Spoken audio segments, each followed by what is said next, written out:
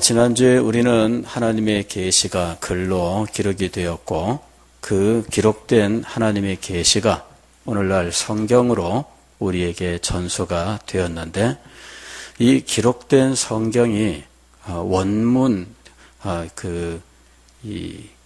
원본이 우리에게 전수된 것이 아니라 원본은 워낙 오래전에 사라졌고 사본이 우리에게 전수되었는데 이 사본이 얼마나 정확하게 전수되었느냐, 그 전수 과정에 대해서 함께 생각을 했습니다.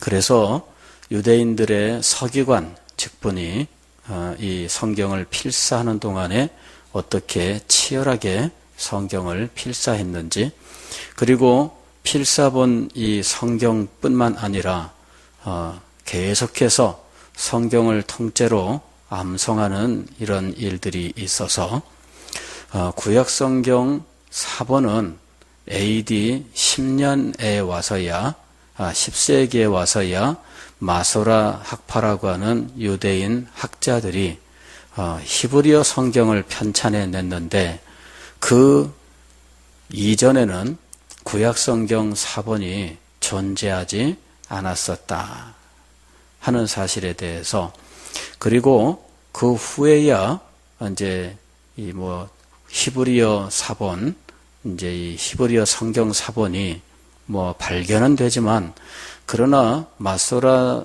학자들이 만든 연대를 넘어서지 못했던 거죠. 그런데 이 마소라 학자들이 만들었던 이 히브리어 성경과 예수님 탄생 이전에 BC 1세기경에 만든 이 헬라어 번역 성경이 일치하지 않는 부분들이 있어서 어느 것을 더 신뢰해야 될지 하는 문제가 늘 있었습니다. 히브리어 성경을 신뢰하자니 그 연대는 AD 10세기밖에는 안 되고, 헬라어 성경을 신뢰하자니 이 헬라어 성경은 히브리어 성경보다 연대는 1000년이 앞서지만 그러나 번역 성경이고, 그래서 양자 간에 무엇을 더 신뢰해야 될지 어려운 바가 있었다 하는 것입니다. 그런데 2차 세계대전 때에 쿰란이라고 하는 오늘날 사해 절벽 동굴에서 이제 1단의 양피 두루마리들이 발견이 되었는데 이것을 잘 처리를 해서 그 안에 적혀 있는 글들을 복원하게 됩니다. 그리고 그 복원 결과 이것이 이사야서 성경이라든지 이런 구약 성경 사본이었더라 하는 거죠. 그래서 그 구약 성경 사본을 마소라 학자들이 전해준 이 성경과 비교를 하니까 어쩌면 그렇게 1000년 세월이나 떨어져 있는데도 불구하고 전수 과정에서 틀림없이 전수된 것을 확인할 수 있었던 것이지요. 그래서 그건 정말 기적 같은 일입니다. 어떻게 그게 가능했는지 상상이 안 돼요.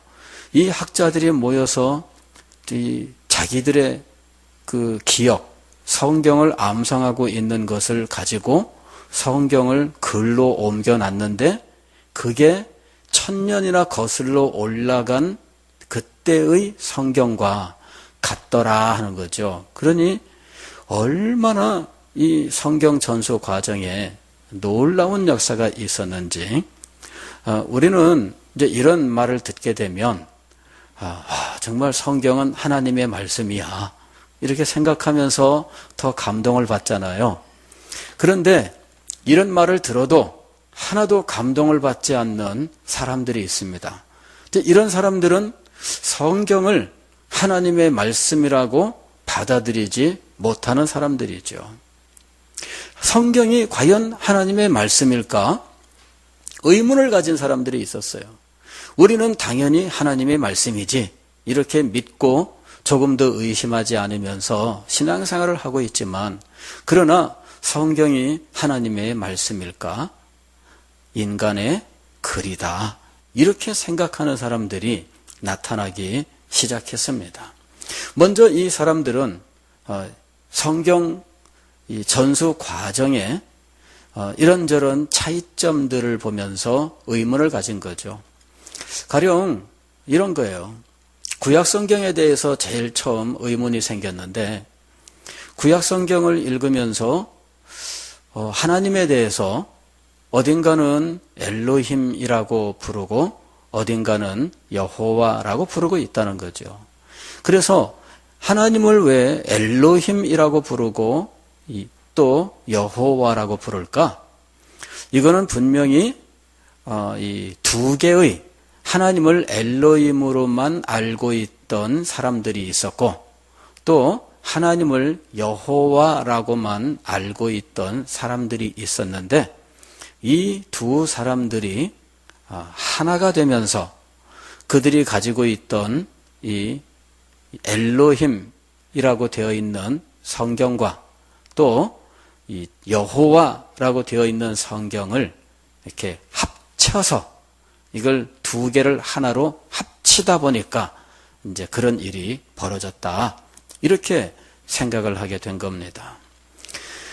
성경에 대해서 이런저런 의문을 가지는 것은 과거에도 있기는 있었어요. 그래서 종교개혁자 마틴 루터 같은 경우에는 야고보서 같은 경우에 이게 과연 성경일까? 이런 식으로 의문을 가진 경우도 있습니다. 왜냐하면은 마틴 루터는 이신칭의라고 하는, 즉 믿음으로 말미암아 의롭게 된다는 이 사상이 워낙 투철하다 보니까 야고보서를 볼 때 행위가 없으면 믿음이 아니다 이렇게 말을 하는 이 야고보서의 말씀들이 마음에 들지 않았던 거죠. 그래서 이 야고보서는 이 성경으로 교회 역사 속에 이렇게 내려와서 성경으로 받아들이고 있지만, 이 마틴 루터 자신은 이 야고보서를 성경으로 인정하는 것을 꺼려한 거죠. 이런 식의 일들은 있었어요. 그런데 그러나 그냥 뭐 성경으로 이렇게 전수되어 왔으니까 뭐 그렇게 하고 넘어간 거죠. 그러나 그 후대에 성경 자체에 대해서 의문을 가진 사람들이 생긴 거예요. 하나님은 믿는데 그러나 성경이 하나님의 말씀인지에 대해서는 의문을 갖기 시작을 한 겁니다. 성경이 과연 하나님의 말씀일까? 최초에 등장한 것이 바로 이 문서설이라고 하는 겁니다. 그래서 이 엘로힘이라고 하는 하나님의 이름을 엘로힘이라고 알고 믿었던 사람들이 있었고, 또 여호와라고 알고 믿었던 사람들이 있었는데, 어떤 사람이 이 두 개의 이 문서를 하나로 합쳤다는 거죠. 그게 이제 창세기가 되었다는 거예요. 근데 이런 식으로 이 인간의 글을 인간이 합쳤다라고 하는 것, 그러므로 성경이 하나님께로부터 왔다라고 하는 이 믿음이 깨어진 거예요. 인간이 자기가 여기에 있는 이 성경과 여기에 있는 이 성경을 어떤 사람이 합친 거예요. 그러니 오늘날 우리가 하나님의 말씀이라고 믿지만 그 사람은 어떻게 생각하느냐 하면은 인간이 합쳐놓은 인간의 글이다 이렇게 되는 거죠. 그래서 성경이 하나님으로부터 온 것이 아니라 인간이 이 오늘날 이 형태의 성경을 만든 거다라고 하는 주장이 나온 거예요. 그러니까 문서설이 왜 문제냐 하면은 성경이 하나님으로부터 온 것이 아니라 인간이 이런저런 문서들을 소위 합쳐놓은 짜깁기를 한 거다 이렇게 주장을 한 거죠. 그래서 성경을 하나님에게 기원을 가진 것이 아니라 인간에게 그 기원이 있다라고 말을 한 거죠. 그래서 우리는 이 문서설을 가리켜서 자유주의 그렇게 불렀던 거예요. 왜? 성경을 하나님의 말씀이라고 받아들이지 않고 인간이 이 성경을 나름대로 짜깁기 하고 이것저것을 모아놓은 것이다, 이렇게 주장을 하니까 우리는 그것을 받아들일 수가 없었던 거예요.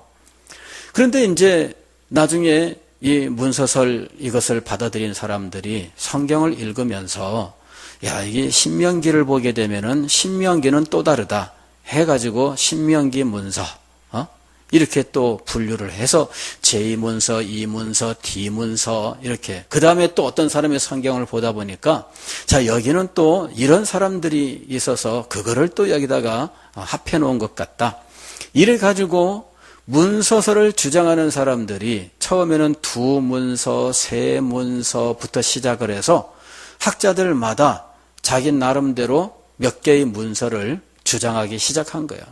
중구 난방이 되기 시작했습니다. 그 다음에 이제 두 번째로 등장한 것은 양식 비평이라고 하는 거예요. 이거는 신약 성경에서부터 출발을 합니다.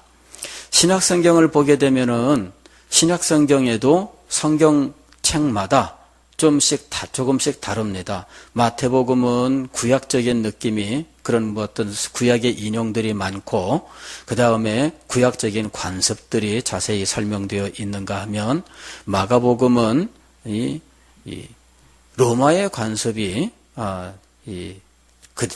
잘 나타나 있고 뭐 하면서 이런 어떤 특징들이 있는 거예요. 과거에는 이런 것들을 다 같이 조화시키는 방편으로 이 성경을 받아들였어요. 그래서 마태복음, 마가복음, 누가복음, 요한복음, 이 복음서 다 같은 복음서가 아니라 조금씩 달라요. 그러나 같은 부분들이 있는 거죠. 그래서 같은 부분들은 하나로 놓고 그다음에 다른 부분들을 그 사이사이 배열을 하면서 이 사복음서 전체를 하나의 복음서로 이제 설교하는 일이 있었습니다. 그것이 이제 이 성경의 어떤 그 공관, 즉 전체를 하나로 보는 거죠. 이제 이런 식으로 성경을 보는 일이 있었는데, 그때까지는 성경은 하나님의 말씀이다, 이것을 믿었어요. 그랬는데 문서설이 등장하고 난 이후에 이제 이 성경을, 신약 성경을 보던 사람들 중에, 연구하던 사람들 중에 여기 초대교회 때에 유대인들이 주축이 된 공동체가 있고 헬라인들이 주축이 된 공동체가 있는데, 유대인들이 이룬 공동체는 이 구약적인 관습들을 많이 받아들인 사람들이고, 이 사람들이 가지고 있던 성경이 마태복음이다, 이런 식으로. 그리고 여기는 헬라적인 배경을 가진 사람들이 따로 또 자기들끼리 성경을 복음서를 만들었는데, 그 복음서가 또 뭐 누가복음이다, 뭐 이런 식으로 또 이제 받아들이는 거죠. 그래서 성경을 각자 이 배경이 다른 이 교회가, 배경이 다른 소위 공동체라고 하는 이 교회가 각자 자기들 나름대로 이 예수님의 행적을 모아가지고 자기들 나름대로 이 성경을 이제 편찬했다라고 주장을 한 거예요. 이것이 이제 양식 비평입니다. 그래서 공동체마다 다르다 이거죠. 즉 우리는 교회는 하나고, 교회가 예수 그리스도를 한 구주로 영접하고 믿는 것처럼 교회는 성경도 다 각자 동일한 이 공동의 성경을 받아들인 것으로 우리는 그렇게 믿었는데, 이 사람들은, 새로운 사람들은 이 공동체마다 따로 자기들의 필요에 의해서 자기들만의 성경을 가지고 있었던 거예요. 그리고 후대에 그것을 다 모아서 우리는 한꺼번에 가지고 있는 상황이 된 거죠.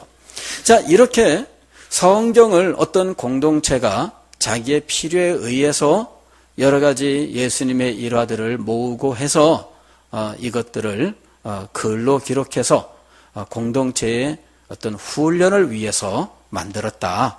이렇게 주장을 하는 사람들이 나타난 거예요.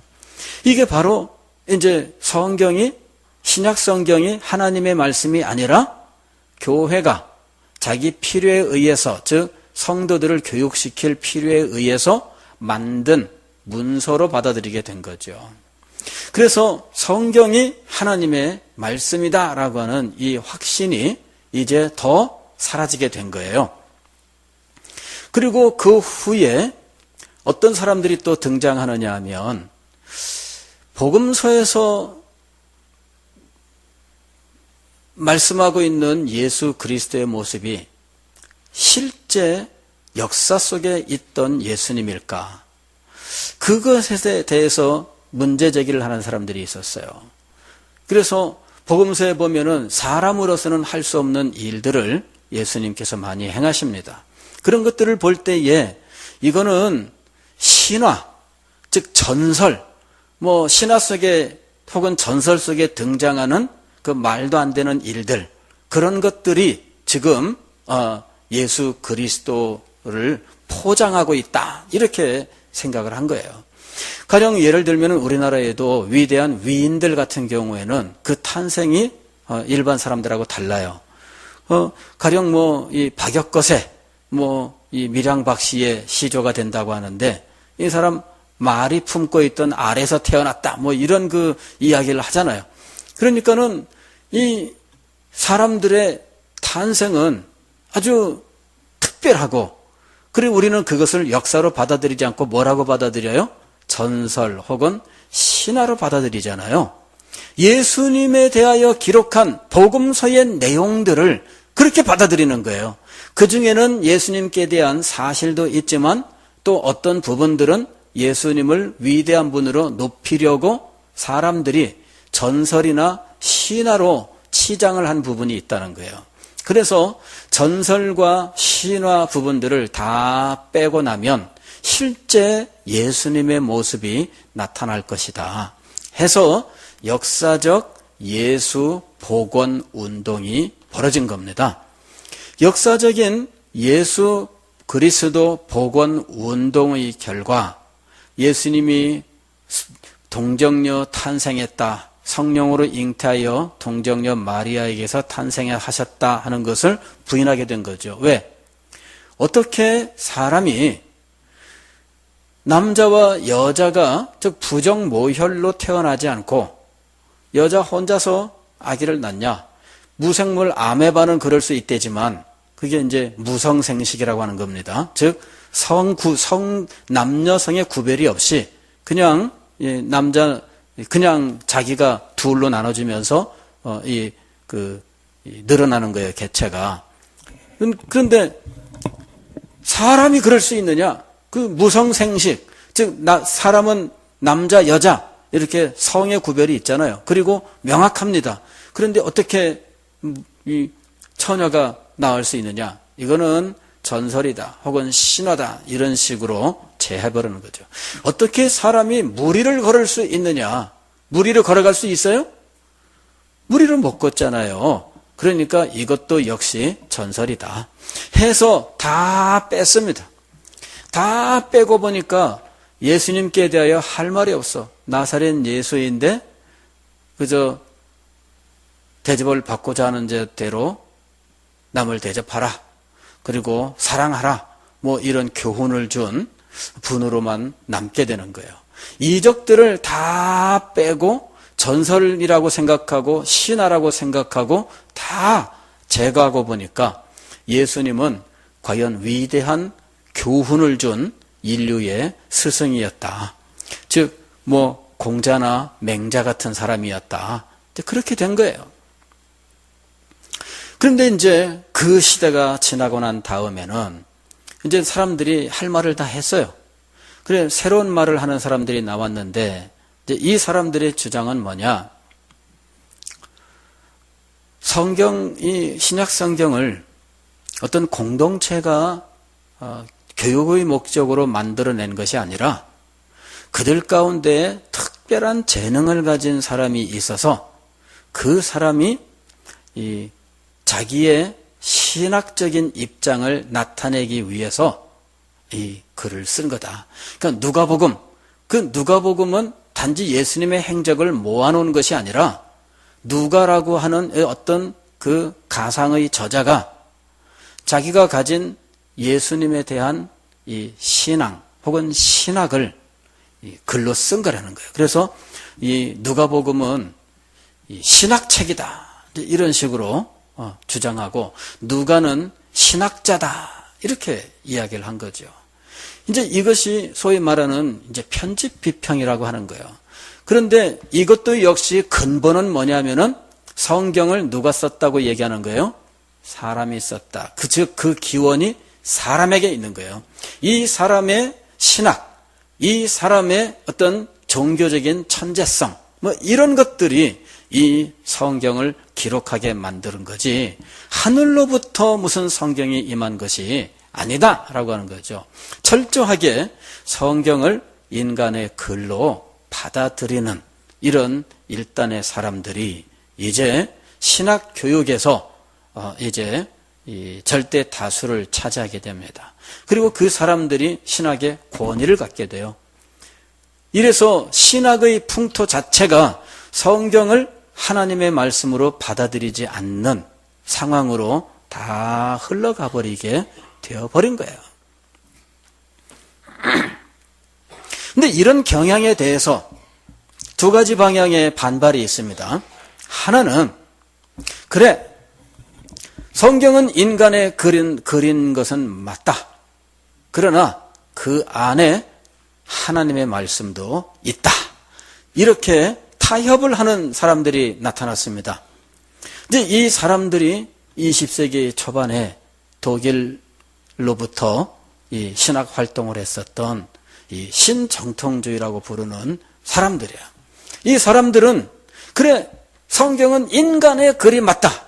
그러나 그 안에 하나님의 말씀도 있다. 이렇게 인정을 하는 거죠.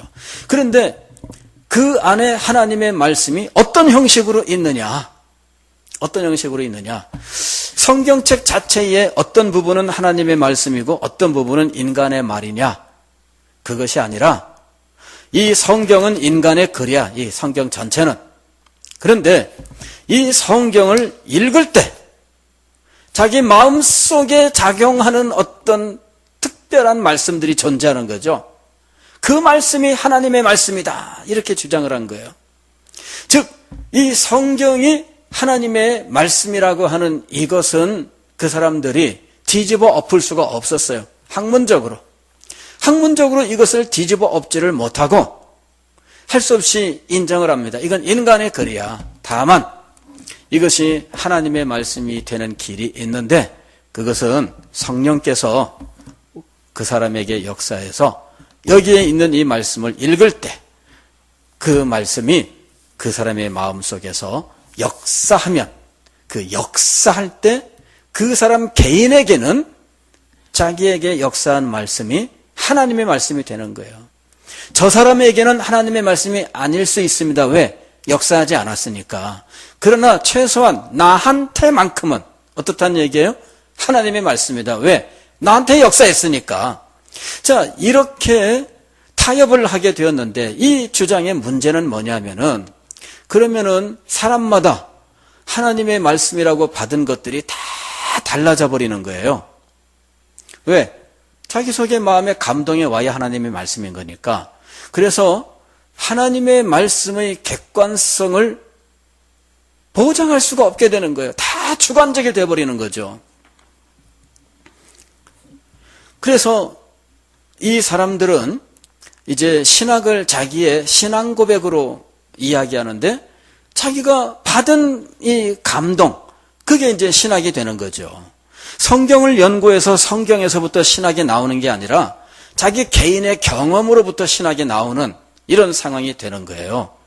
그래서 이 자기 경험을 신학 혹은 신학의 어떤 그 개인의 신학이 돼버리는 거죠. 그렇게 되니까 1000명이 있으면은 1000명이 다 자기의 신학을 가지게 되는 상황이 되는 거예요.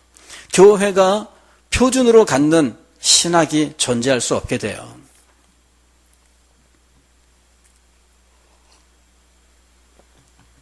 성경을 하나님의 말씀으로 받아들이지 못할 때 이런 문제들이 생기게 되는 거죠. 자, 그런데 이런 그 경향에 대해서 지금 첫 번째는 이것이 하나님의 말씀이 아니라 인간의 그린 것은 맞다. 그러나 이 성경을 대할 때 이 마음속에 역사하는 무엇이 있을 때 그것을 성령의 조명이라 그러는데 그것이 있을 때 이 사람에게는 하나님의 말씀이 된다. 자, 이런 식으로 이제 타협을 본 사람들이 있었는가 하면 두 번째로는 타협하지 않은 사람들이 있었어요. 이 성경은 1.1획이라도 하나님으로부터 온 것이다. 그렇게 믿었던 사람들이 있습니다. 근데 이 사람들이 그 믿음을 주장하기 위해서 내놓았던 학설이 영감설이라고 하는 겁니다. 영감설. 영감설이라고 하는 건 뭐냐면은 이게 인간의 글로 보이지만 그러나 실상은 성령의 영감으로 기록된 것이다 하는 것이 영감설이에요. 그래서 기록된 이 성경을 인간은 저자가 있다 해도 그 인간에게서 비롯된 것이 아니라 성령의 영감으로 비롯된 것, 즉 하나님께로부터 온 것이다. 이렇게 믿은 사람들이 있어요. 그리고 오늘날 우리는 성경이 하나님의 영감으로 되었다라고 믿는 입장인 거죠. 근데 여기에도 여러 가지 문제가 있어요. 성경이 하나님의 영감으로 되었다. 오늘 우리가 읽은 디모데후서 3장 16절도 보면 모든 성경은 하나님의 감동으로 된 것으로 그랬어요. 이게 감동이라고 하는 말이 영감이란 말입니다. 예, 이게 영감이란 말이에요. 즉 영감, 영은 뭐예요? 성령, 그죠? 감은 감동. 그래서 성령의 감동으로 되었다라고 하는 거예요. 근데 성령의 감동으로 되었다라고 하는 것이 도대체 무엇을 의미할까? 이제 여기에서도 여러 가지 주장들이 있습니다. 하나는 최초에 생각했던 단순한 것은 뭐냐면은 성령이 어떤 사람에게 나타나요. 그러면 이 사람이 성령의 감동을 받으면은 성령께서 그에게 불러주는 그 소리가 들리는 거예요. 성령께서 불러주는 대로 이 사람은 받아 적는 거예요. 그래서 이 성경이 성령이 불러주는 것을 받아 적은 것이다. 이렇게 이제 생각했던 분들이 있었습니다. 그러나 성령이 불러주는 대로 받아 적었다면 이 다양한 문체들을 설명할 길이 없다는 거죠. 왜냐하면 글은 이 성령 한 분이 불러주었다면은 성령의 문체 하나만 나타나야 돼요. 왜? 글 쓰는 사람은 자기의 독특한 글 쓰는 습관이 있습니다. 그리고 그 사람의 지식과 경험과 습관과 이런 모든 것들 또 특정한 이 말투 그런 게 있거든요. 그래서 그런 버릇들이 글을 쓰는 동안에 나타나게 돼 있어서 10사람이 글을 쓰면 10개의 글이 되지 그 한 개의 글이 되는 것이 아니에요. 근데 성경은 이게 다 달라요. 문체가. 그래서 받아 쓰는 이 구술과 받아 쓰는 이 방식은 성령의 영감 방식으로 맞지 않다. 이렇게 이제 결론을 내리게 된 거예요.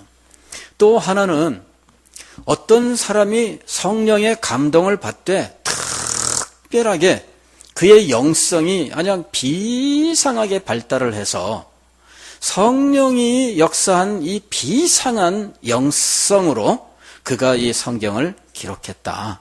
이제 이런 식으로 생각을 했습니다. 이게 이제 역동적 영감이라고 부르는 거예요. 그런데 이 어떤 성령의 영감으로 평범했던 사람이 비상한 존재가 되어서 그 특별한 천재성을 발휘하여 기록했다. 이런 식으로 생각하는 것도 문제가 많이 있어요.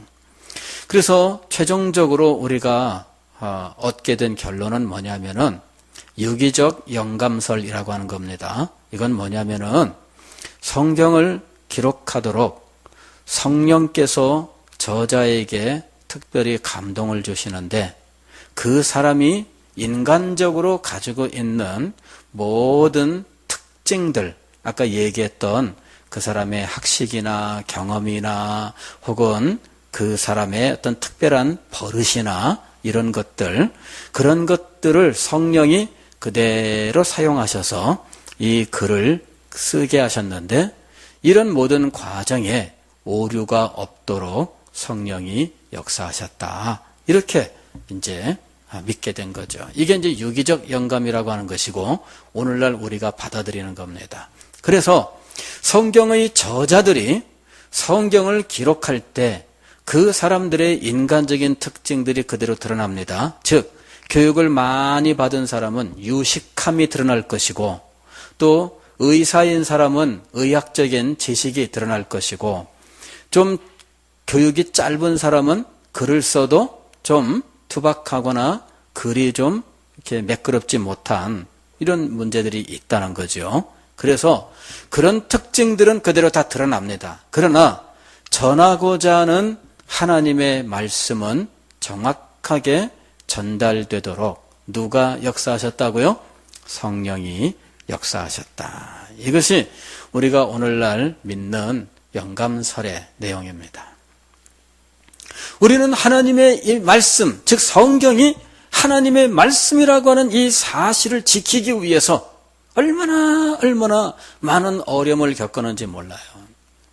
18세기 말부터 등장한 이 성경이 하나님의 말씀이 아니라 인간의 글이라고 하는 이런 주장들, 그리고 그 주장들이 점점 세를 얻고 어느 사이에 신학계를 점령을 해서 성경을 하나님의 말씀이라고 믿는 사람들은 신학적으로 무식하고 신학이 없는 사람들로 치부받는 이러한 상황으로 몰리게 되는 거죠. 그렇게 해서 20세기가 출발할 때에는 그야말로 성경을 하나님의 말씀으로 믿는 사람들은 일부 광신적이거나 맹목적인 사람들이라고 그렇게 하는 상황까지 간 거예요. 그래서 성경을 하나님의 말씀으로 믿고 이 말씀을 붙들고 살아가려고 하는 이 사람들은 멸시를 받았어요.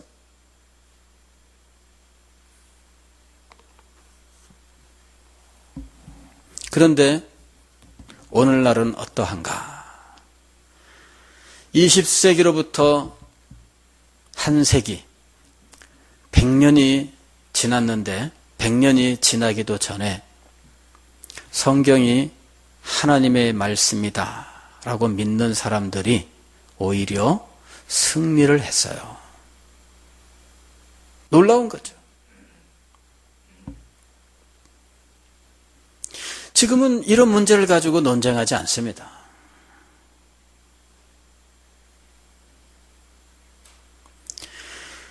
오늘날 우리는 이 성경을 두고 벌어졌었던 한 200년 정도의 이 전쟁, 성경이 하나님의 말씀인가 하는 문제를 두고 벌어졌던 이 전쟁이 다 끝난 후 시대를 우리가 지금 살고 있습니다.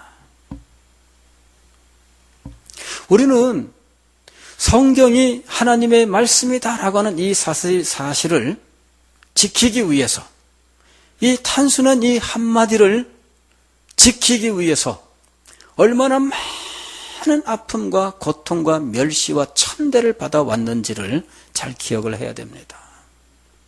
우리가 지금 성경을 읽고 성경을 설교하고 성경 말씀대로 살아갑니다. 우리는 당연하게 생각하지만 그러나 여러분, 그렇게 믿고 우리가 신앙생활을 하기까지 얼마나 많은 어려움이 있었는지 몰라요. 지금은 성경에 대해서 또 다시 새로운 도전들이 있습니다. 성경 자체에 대한 도전이라기보다는 성경 해석에 대한 도전입니다.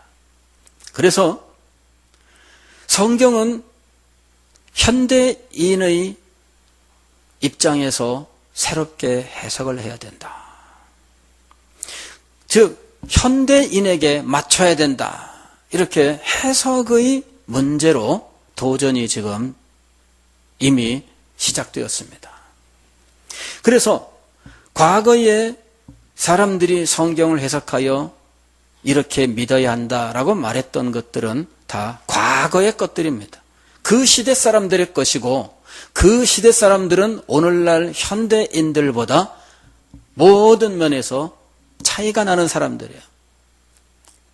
현대인은 그 시대 사람들하고 모든 면에서 발전된 사람들이고 그 시대 사람들은 이 신화와 전설 속에 또 비과학적인 가운데 살던 사람들이고 성경은 그 시대 사람들에게 통하는 말로 설교가 되었다는 거예요. 그래서 지금 우리는 그렇게 믿으면 안 된다 이거예요. 과학적이고 합리적이고 이 시대에 합당하도록 성경을 새롭게 해석해서 우리 시대에는 전혀 다른 기독교를 믿어야 된다. 이런 주장이 지금 점점 퍼져가고 있습니다.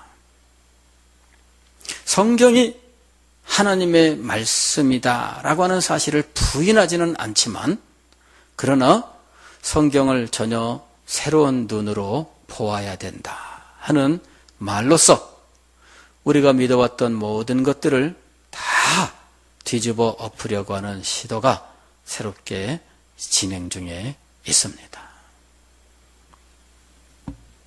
우리는 늘 이 하나님의 말씀을 두고 교회의 역사 속에서 치열한 전투가 진행되어 왔었다는 사실을 알아야 돼요. 초대교회 때에는 말시온이라고 하는 사람이 등장을 해서 어떤 건 성경이고 어떤 건 성경이 아니다. 그렇게 성경을 임의로 자기가 분류를 했어요. 그런데 자기가 가지고 있는 철학에 따라서 당시에 있던 영지주의라고 하는 철학에 따라서 구약에 있는 여호와 신은 이는 하등신이고 예수님의 아버지가 되는 신약의 신은 아주 고등한 신인데 그러므로 구약의 신은 하등한 신의 종교이기 때문에 구약 성경은 우리가 받아들이면 안 된다 해가지고 구약 성경을 안 받아들여요. 신약 성경에도 구약의 영향을 받은 것들은 다 뺀다. 다 뺐어요. 그리고 남은 것만 성경이다. 이러한 주장이 있었어요.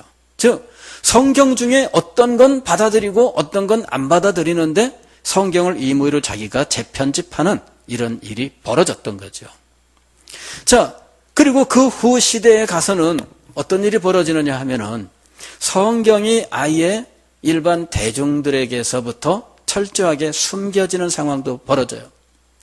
사람들은 성경을 볼 수가 없어. 마틴 루터 같은 사람만 하더라도 대학에 들어가서야 겨우 생애 처음으로 성경을 만나봅니다. 신학교에 들어가서야 평생 처음으로 성경을 보는 거예요. 그러니 그런 사람도 세상에 신학대학에 들어가서야 겨우 성경을 보는데 일반인들은 죽을 때까지 성경을 못 보는 일들이 일반적인 거예요. 그 성경을 제대로 볼 수 없게 하는 시대가 있었어요. 그런데 그 후에는 성경이 하나님의 말씀이 아니다라고 하는 주장으로 성경은 인간의 글이다라고 하는 주장으로 도전해 오고 성경을 두고 교회의 역사는 수없이 많은 도전들이 있었다는 것을 증명하고 있습니다. 그러나 이 성경이 하나님의 영감된 하나님의 말씀이라고 하는 사실을 믿는 성도들이 면면이 교회 역사 속에 계속해서 이 말씀을 지켜왔던 거예요. 오늘날도 성경을 두고 계속 도전이 진행될 겁니다. 그럴 때 오늘 우리는 이 성경 말씀을 지키는 사람들이 되어야 하는 겁니다. 성경을 지키는 사람들이 돼야 돼요. 이것이 하나님의 말씀이라고 하는 사실과 이것이 하나님께 대하여 또 하나님을 어떻게 믿고 섬겨야 할지에 대해서 또 성도들이 어떻게 살아가야 할지에 대해서 교훈하는 하나님의 계시라고 하는 사실을 확신하고 그것을 지킬 수 있어야 된다 하는 겁니다. 이 말씀을 사랑하시고 이 말씀을 우리 후대에게 아름답게 전수하는 사명이 오늘 우리들에게 주어져 있는 것입니다. 모든 성경은 하나님의 감동으로 된 것으로 하나님의 말씀으로서 교훈과 책망과 바르게 함과 의로 교육하는 놀라운 역사를 이루고 있는 것입니다. 이런 성경의 은혜와 능력이 우리 가운데 역사하시기를 주의 이름으로 축원합니다. 기도하겠습니다.